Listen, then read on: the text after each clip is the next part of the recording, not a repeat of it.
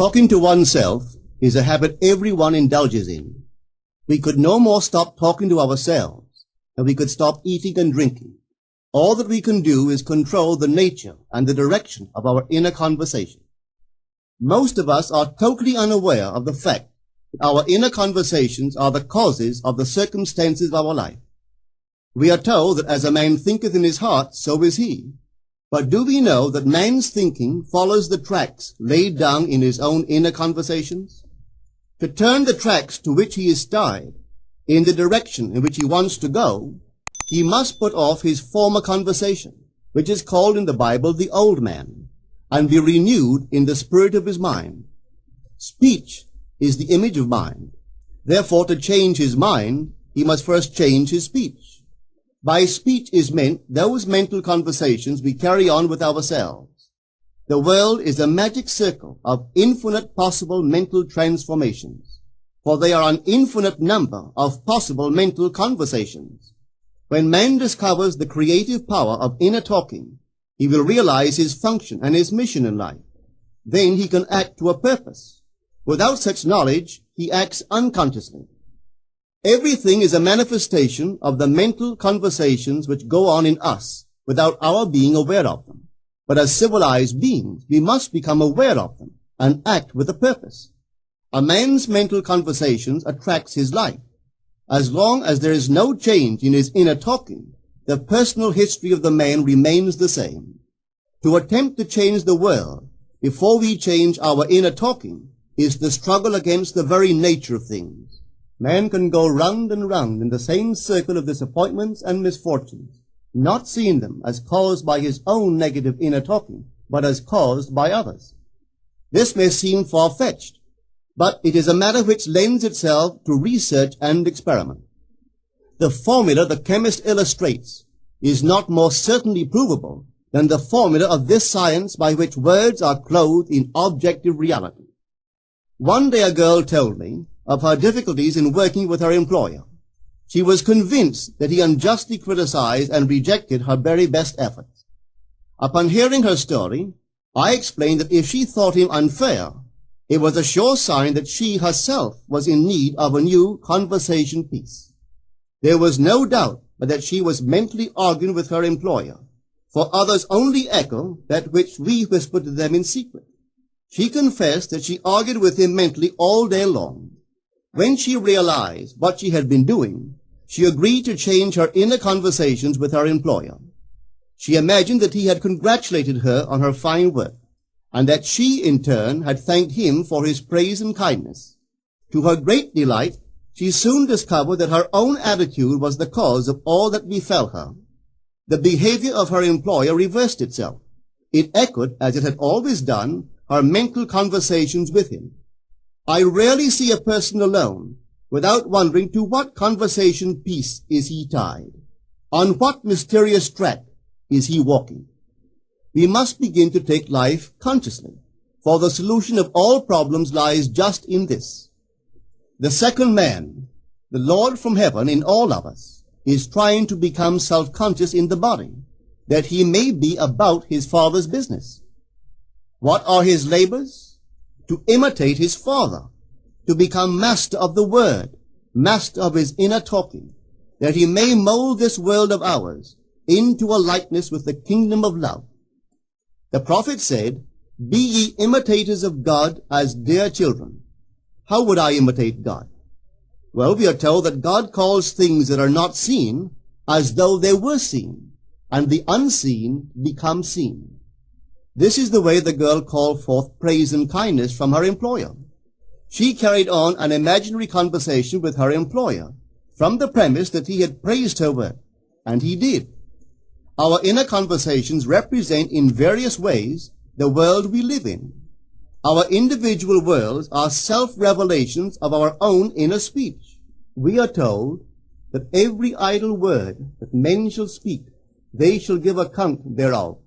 For by their words they shall be justified, and by their words they shall be condemned. We abandon ourselves to negative inner talking, yet expect to retain command of life. Our present mental conversations do not recede into the past as man believes, They advanced into the future to confront us as wasted or invested words. My word, said the prophet, shall not return unto me void, but it shall accomplish that which I please, and it shall prosper in all the things whereto I sent it. How would I send my word to help a friend? I would imagine that I am hearing his voice, that he is physically present, that my hand is on him. I would then congratulate him on his good fortune, tell him that I have never seen him look better. I would listen as though I heard him. I would imagine that he is telling me he has never felt better, he has never been happier. And I would know that in this loving, knowing communion with another, a communion populous with loving thoughts and feelings, that my word was sent, and it shall not return unto me void, but it shall prosper in the thing whereto I sent it. Now is the accepted time. Now is the day of salvation. It is only what is done now that counts, even though its effects may not be visible until tomorrow. We call not aloud, but by an inner effort of intense attention.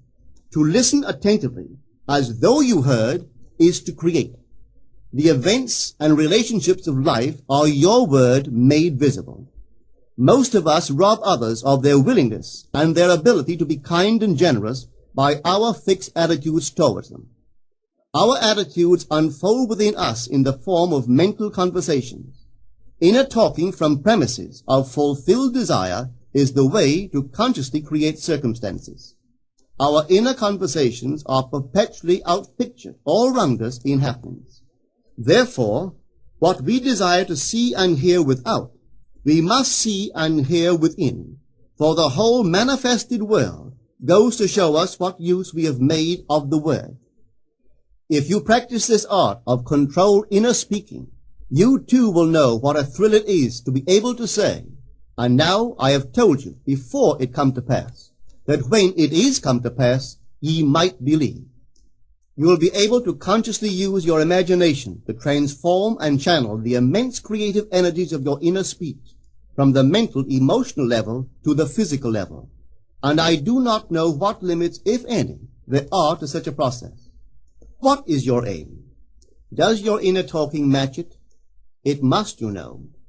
If you would realize your aim, or as the prophet asked, can two walk together except they be agreed? And of course the answer is no, they cannot.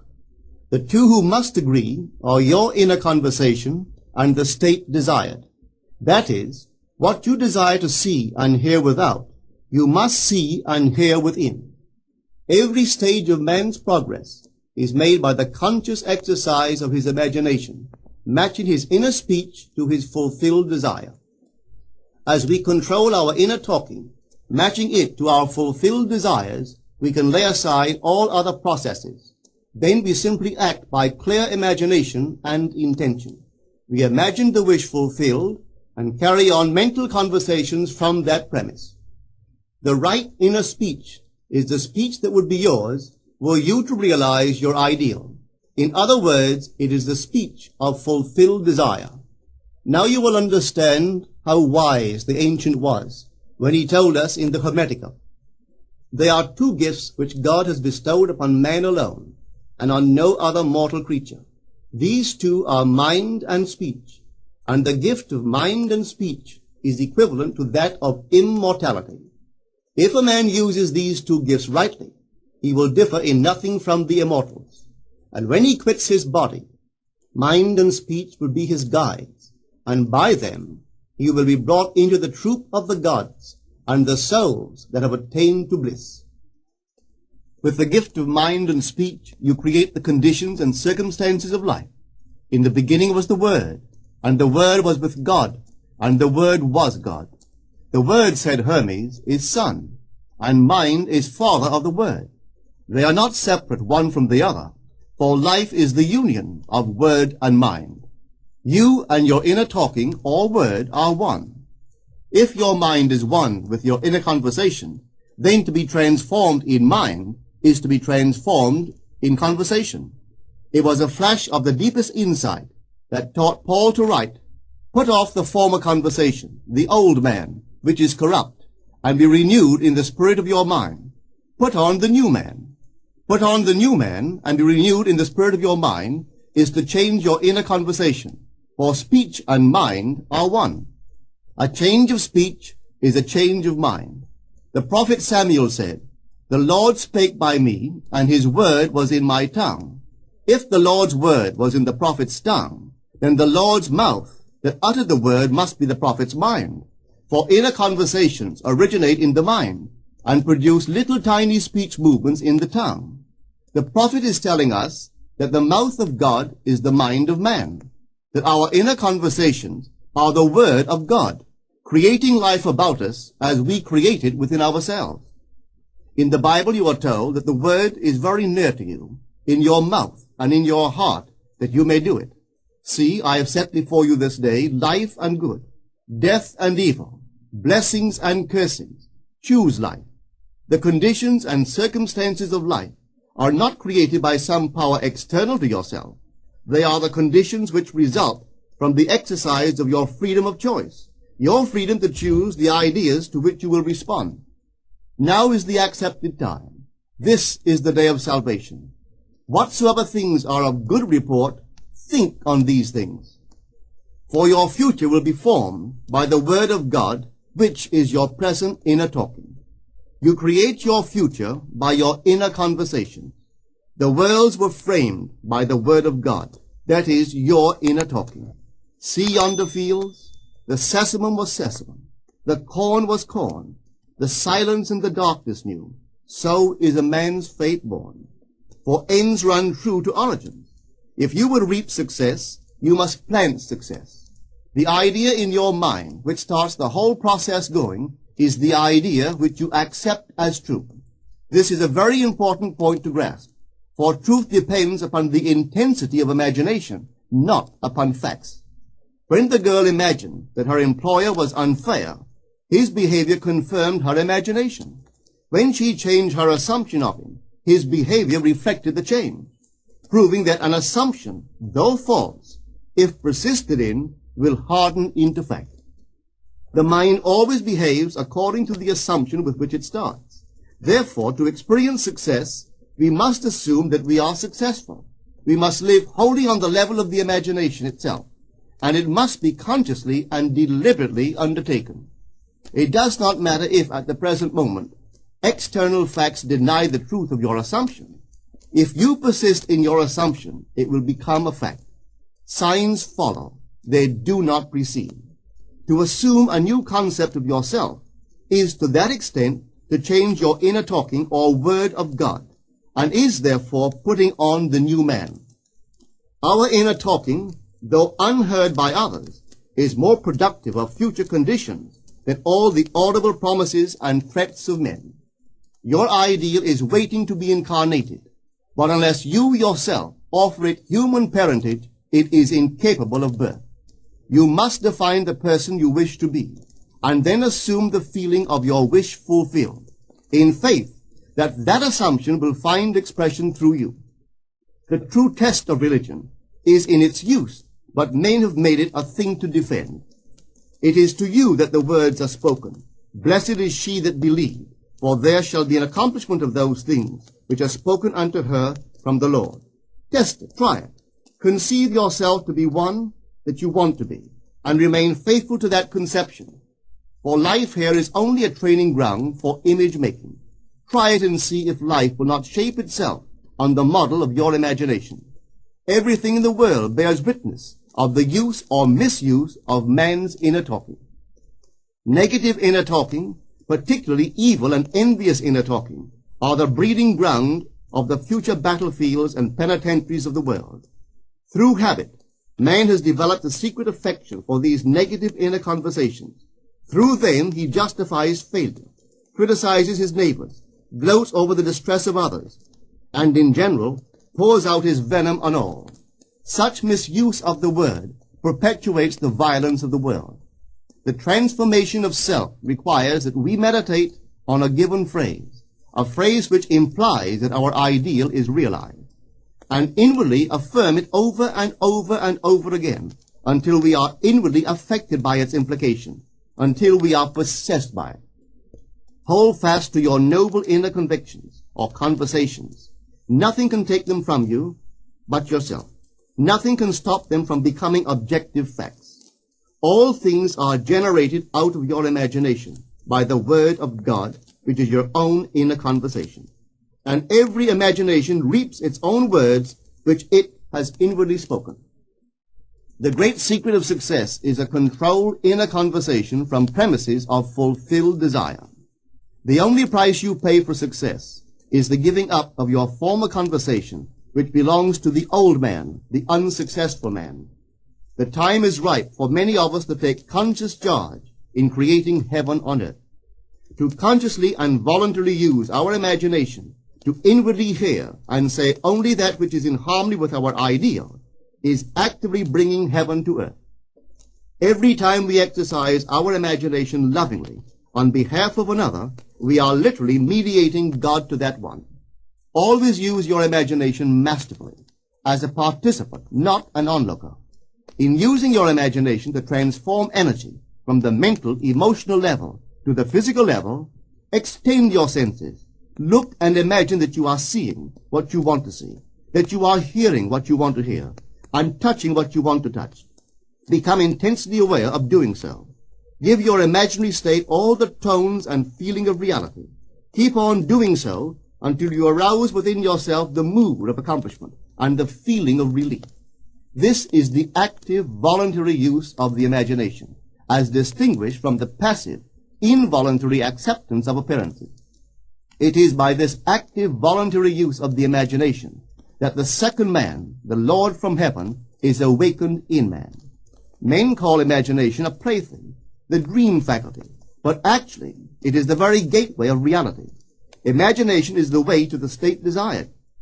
It is the truth of the state desired, and the life of that state desired. Could you realize this fully, then would you know that what you do in your imagination is the only important thing.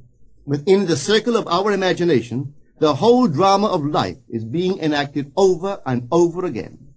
Through the bold and active use of the imagination, we can stretch out our hand and touch a friend 10,000 miles away and bring health and wealth to the parched lips of his being. It is the way to everything in the world. How else could we function beyond our fleshly limitations? But imagination demands of us a fuller living of our dreams in the present. Through the portals of the present, the whole of time must pass. Imagine elsewhere as here, and then as now. Try it and see.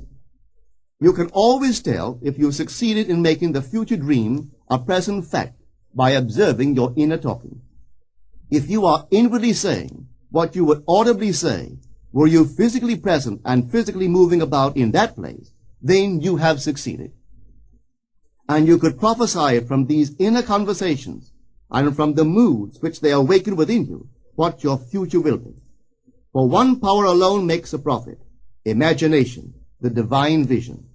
All that we meet is our word made visible, and what we do not now comprehend is related by affinity to the unrecognized forces of our own inner conversations and the moods which they arouse within us. If we do not like what is happening to us, it is a sure sign that we are in need of a change of mental diet. For man, we are told, lives not by bread alone, but by every word that proceeds from the mouth of God. And having discovered the mouth of God to be the mind of man, a mind which lives on words or inner talking, we should feed into our minds only loving, noble thoughts. For with words or inner talking, we build our world. Let love's lordly hand raise your hunger and thirst to all that is noble and of good report, and let your mind starve ere you raise your hand to a cup love did not fill, or a bowl love did not bless, that you may never again have to say, "What have I said? What have I done?" O all-powerful human word.